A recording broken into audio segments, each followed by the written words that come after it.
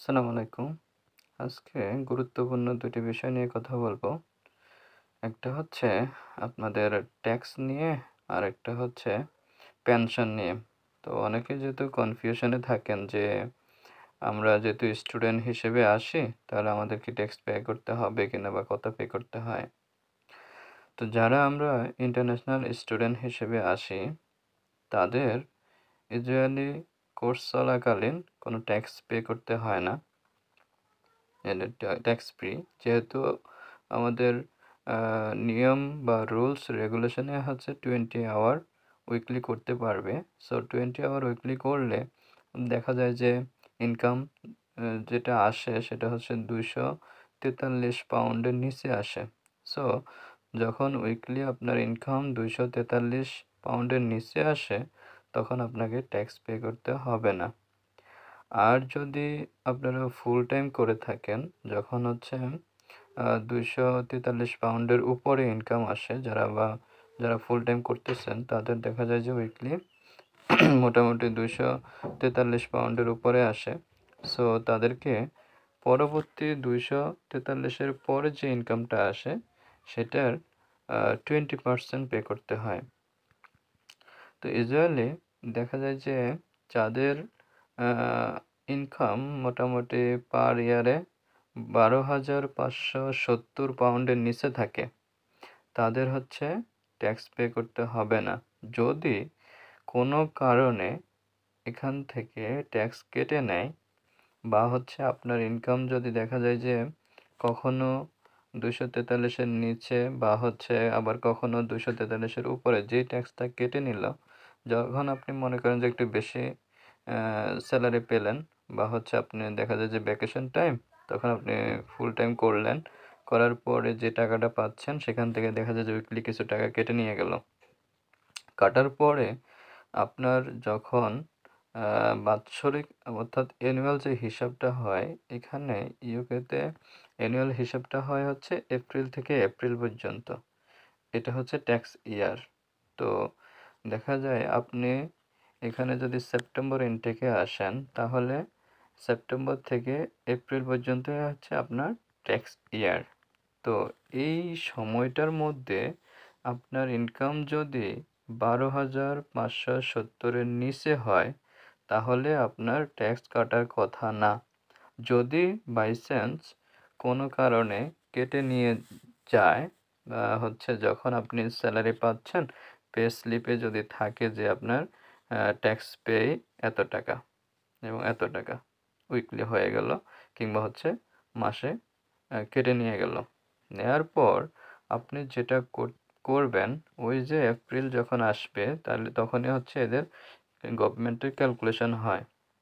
Calculation আপনার যে ট্যাক্সটা pay করলেন সেটার হিসাব-নিকাশ হয়।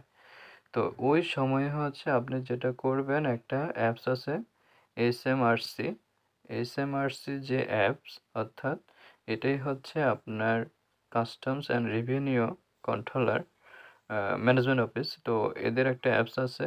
এই অ্যাপসটা হচ্ছে আপনি ডাউনলোড করবেন এবং আপনার যে পেমেন্ট স্যালারি, যেই স্যালারি পে স্লিপটা আছে, যে পে স্লিপে আপনার টাকাটা বেশি কেটে নিল, অর্থাৎ মনে করেন যে এ একটা আপনার ট্যাক্স ইউজুয়ালি নেয়ার কথা না। তারপরও 10 পাউন্ড বা 20 পাউন্ড অথবা মোর যেকোনো অ্যামাউন্টে যদি কেটে নেয় ট্যাক্স হিসেবে, তাহলে সেটা দিয়ে হচ্ছে আপনি ক্লেম করতে পারবেন। তো এসএমআরসির সকল ইনফরমেশনগুলো আপনি দিবেন। দেওয়ার পরে হচ্ছে ওখানে আপনার ট্যাক্স কোড দিবেন এবং হচ্ছে একটা পে স্লিপের রেফারেন্স দিবেন এবং পে স্লিপের কোড দিবেন। দেওয়ার পরে ওরা অটোমেটিক্যালি আপনার ইনফরমেশনটা নিয়ে নিবে এবং আপনার সাথে ওরা যোগাযোগ করবে। আপনি তারপরে যদি কোনো অসুবিধা হয়, তাদের সাথে সরাসরি ফোনে কথা বলতে পারবেন। জাস্ট ওদের একটা নাম্বার থাকে, ওই নাম্বারে ডায়াল করে রেখে দিবেন। অনেক সময় দেখা যায় যে একটু ডিলে হয়, ০.৫ ঘন্টা বা ১ ঘন্টা পরে ওরা পিক আপ করে ফোন।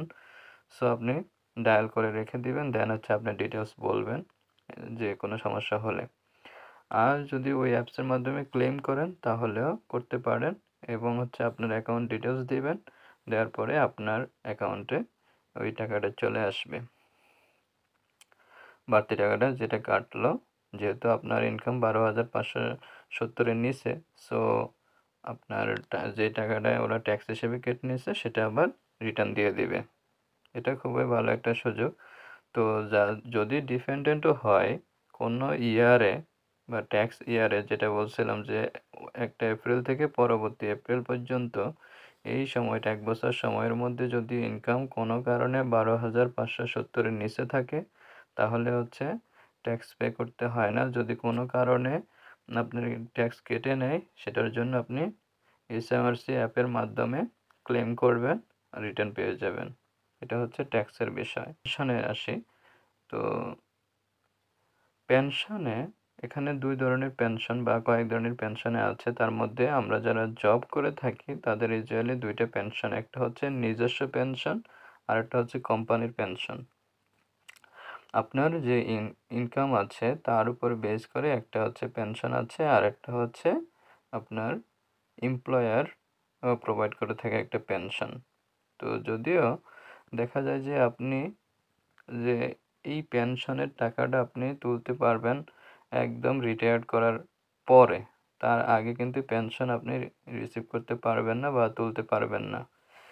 তো এখন আমরা যারা আসি বা হচ্ছে ইন্টারন্যাশনাল যারা আছে, কবে রিটায়ার্ড করব আর কবে হচ্ছে পেনশনের টাকা পাবো, তো এটার কোনো তো গ্যারান্টি নাই বা হচ্ছে সবসময় যে থাকতে পারবেন, কারণ এখানে যে আপনার রিটায়ার্ডের বয়স প্রায় তো 60 আপ, সোজা কথা। তো এত বছর পর্যন্ত যে আপনি এখানে থাকবেন বা হচ্ছে আপনি কাজ করতে পারবেন একই কোম্পানিতে, তার জন্য কোনো গ্যারান্টি নাই। সেজন্য পেনশনও কিন্তু আপনি পাবেন না। তো পেনশন পেতে হলে ঠিক আপনার এই যে 30 বছরের সার্ভিস দিতে হবে, অর্থাৎ 60 বছরের কাছাকাছি হচ্ছে আপনাকে সার্ভিস একই কোম্পানিতে থাকতে হবে। তারপরে হচ্ছে ওই কোম্পানি আপনার পেনশন প্রোভাইড করবে। তার আগে যদি আপনি ওই কোম্পানি ছেড়ে চলে যান, তাহলে পেনশনের টাকা পাবেন না। সে কারণে অনেকেই হচ্ছে এই পেনশনটা চায় না বা হচ্ছে নিতে চায় না, পেনশনের সার্ভিস। সেটার জন্য যেটা করতে হয়, অনেকেই জানেন না যে কীভাবে পেনশনটা বন্ধ করবেন। তো সেটার জন্য যেটা করবেন, আপনার যে এমপ্লয়ার আছে সেই এমপ্লয়ারকে বলবেন যে আমি পেনশন চাই না, আমি পেনশন অপ্ট আউট করতে চাই। এখানে 2টা option, pension opt in, pension opt out. তো এই জন্য আপনি যেটা করবেন, পেনশন ইনটাকে বাদ দিয়ে দিবেন, পেনশন অপ্ট আউট যেটা আছে সেটা বলবেন, পেনশন অপ্ট আউট করতে চাচ্ছি। তো আপনি পেনশনটা অপ্ট আউট করতে পারবেন। এতে করে দেখা যায় যেই টাকাটা আপনার কেটে নিত সপ্তাহে বা মাসিকভাবে, যেটা কাটতো সেই টাকাটা আর কাটবে না বন্ধ করে দিলে। তো অনেক কোম্পানি আছে যে টাকাটা আগে থেকে নিচ্ছে সেটা হচ্ছে ব্যাক করে দেয়, অনেকে আর ব্যাক করে না।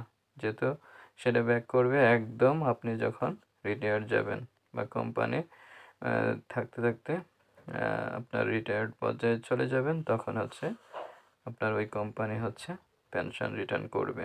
আর হলো যখন আপনি অপ্ট আউট করবেন, তখন ওই কোম্পানিও হচ্ছে আপনার যে পেনশনটা দিত সেটাও হচ্ছে আপনি পাবেন না, সেটাও তুলে দিবেন।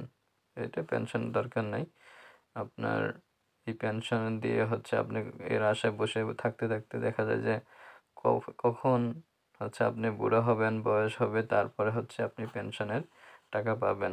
তার আশা না করাটাই ভালো, কারণ যেহেতু শুরুতেই হচ্ছে টাকার দরকার হয় বা হচ্ছে আপনার ইনকামের টাকাটা ইমার্জেন্সি হয়, সে কারণে হচ্ছে আপনি অপ্ট আউট করে নিলেই ভালো।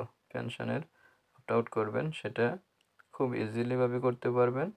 আপনার এমপ্লয়ারের সাথে যোগাযোগ করবেন, এমপ্লয়ার আপনার এই সার্ভিসটা বন্ধ করে দিবে বা হচ্ছে প্রসেসটা বলে দেবে, তাহলে পেনশন অপ্ট আউট হয়ে যাবে। এতে করে আর পেনশনের যে টাকাটা কাটতো সেটা আর কাটবে না। ঠিক আছে?